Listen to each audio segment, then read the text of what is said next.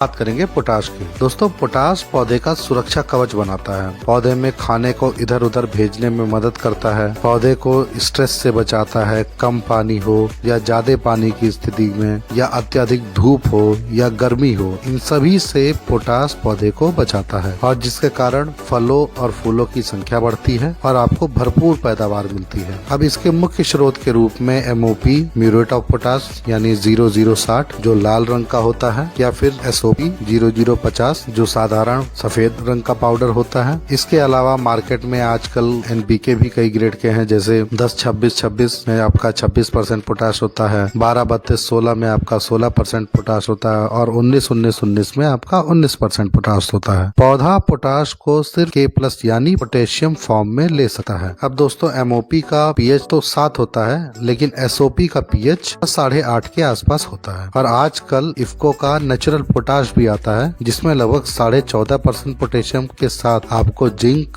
लोहा, तांबा, मैग्नीज की भी कुछ मात्रा आपको इसमें मिल जाती है, जो पौधे की रोग प्रतिरोधक क्षमता को और अच्छा विकसित करने में मदद करता है। और सबसे अच्छी बात है कि इसका pH भी आपका न्यूट्रल होता है। लेकिन नाइट्रोजन की तरह पोटाश मिट्टी में फैल नहीं सकता, जिसके कारण अगर आपने पोटाश ऊपर से दिया है और पानी कम है तो वह पौधे की जड़ तक नहीं पहुंच पाता है। इसलिए पोटाश को हमेशा कोशिश ये करनी चाहिए कि मिट्टी में ही दें, ताकि पौधे की जड़ें पोटाश को आराम से पा सके। अब दोस्तों, पोटाश का जो क्लोराइड फॉर्म होता है यानी म्यूरेट ऑफ पोटाश, इसको समुद्र के किनारे जो इलाके होते हैं वहाँ पे इसका इस्तेमाल ज्यादा नहीं करना चाहिए, क्योंकि ये रिसर्च में पाया गया है कि समुद्र के किनारे क्लोरीन की मात्रा ऐसे ही ज्यादा होती है, और अगर आप MOP यूज करते हैं तो क्लोरीन की अधिकता के कारण आपकी कुछ फसलें जैसे आलू हुआ, तंबाकू है, या सिट्रस फ्रूट यानी संतरा, मौसमी, किन्नू, नींबू जैसी बागवानी फसलें जो होती हैं, इन पे क्लोरीन बुरा असर डालती है। इसलिए अगर आप तटीय क्षेत्र के पास रहते हैं तो आप SOP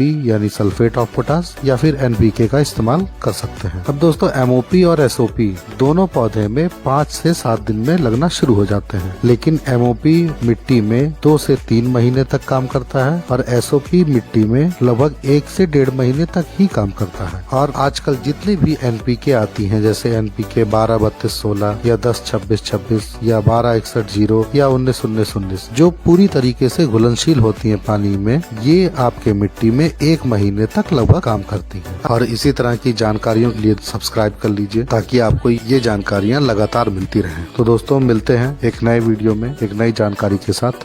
धन्यवाद।